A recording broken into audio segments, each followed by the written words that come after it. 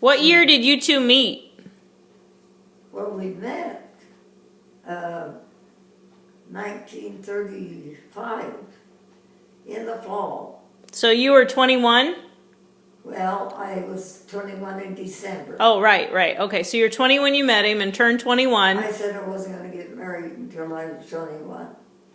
So then when did you, okay, so you got married then in 36. And what was your wedding date? And what? What was your wedding date? April the 4th. Oh, okay. Neither one of us belonged to the church, as you say, you know. So I said, now I wanted to get married in something pertaining to the church, for goodness sake. And so you must have, or I must have voiced how I felt about it, and Dean's sister belonged to a church. And so she said, why don't you go to mine? So we went to look it up to see about it, and we couldn't get married in the church.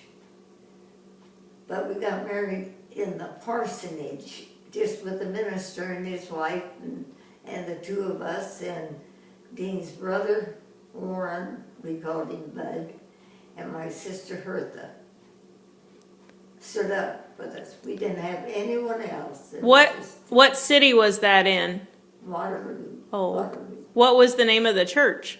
What? What was the name of the church? It's been so darn long ago, I forgot. All I can think of, it could have been what do you call it? It wasn't Danish people, but more like all the others that are pretty much like them. Like Norwegian? Well, it wasn't Norwegian, thank God, because I've had enough of them over these last few years. Darn Norwegians. Was it Dutch? Man, they almost ripped my hands. This one Norwegian woman, she was so mad at me, she hated me so bad, and she jerked the quilt out of my hand that I was helping them. They couldn't get their own people to help, and this woman came to me and asked me if I'd help them tie comforters. They called them quilts, of course, most of them, but comforters to give to the people across the ocean or whatever the churches were given to. And I said, well, I do have back trouble, climbing up and down the silo and cleaning the barns and doing whatever needed to be done when Dean couldn't be there. I had to do that. But I couldn't milk but only one cow because I never learned how to do it right or correct. So this one night he had been helping a group of farmers. They always got together and they filled silo. That way, see, they had a lot of them working at it, and they maybe filled one in a day. And he comes home, and I get the bucket. He found out I hadn't done all the chores, like the other women. And they were maybe 45, 50 years old, you know, and they knew how to milk, and they was used to it and everything. They had the chores all done for their husband. So he starts to get kind of a little bit ticked off because I hadn't had all the chores taken care of. As soon as he said 2 or 3 words and I knew what he was going to say, I picked up that bucket and stool and I went right over and I sat down along the wall. I could let him do every damn one of them. And that's what he had to do. And that's the way I had to do with him once in a while. So did he ever show you how to milk a cow? What? Did he ever show you how to milk a cow? No, but I heard my dad say that even he couldn't. A full-grown man. He had never been told either, I suppose, how to do it because he was strong enough. But when I did that, I'm telling you, there wasn't another word out of here for quite a little while. I guess he figured he'd done enough. So it wasn't too many pleasant nights sometimes. So, you know, so that was the way it went. And we stayed together for 40 years.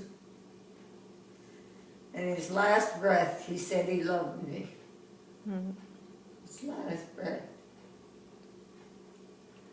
It wasn't that he hadn't said it a few times between then and when we had some battles. But he knew what it was going to mean to him if he didn't straighten up and behave himself. So I thought, well, I'll live. But you never think he would ever live. He suffered so. God. Yeah. Yeah, it's been a long time. Now it's over 70 years since I was married. And when I seen a man looking, when the football game was on, and I didn't know what went, you know, didn't know anything about football, and I just let Dean take the boys and go to the game. And finally he asked me another time, and I says, I don't know a thing about the game, and you are too interested in it to explain to me. I don't care to sit there on the bench, nothing to do but look around at the people, and, you know. And he says to me, well, I don't know very much about it my own self. But he wanted me to be with him, to sit with him. See, he didn't want to be alone. He wanted me to be to town with him. Well, the old neighbor across the yard knew that the Waterloo Courier man usually came on a Saturday night to try and sell me the paper. I wasn't interested in that paper. Dean was for the sports page, stuff that was going on. And he was in town working till the last dog went home. So the neighbors right across the road was wishing that they was, like, say, up in a corn crib watching us, because he just thought for sure this man and I was in the house, you know, and all that nice long story. Well, he made up a story anyway, that we were doing something whether we weren't, and got Dean kind of worried. And I noticed he was getting a little upset about, you know, going to town, and I wasn't going along.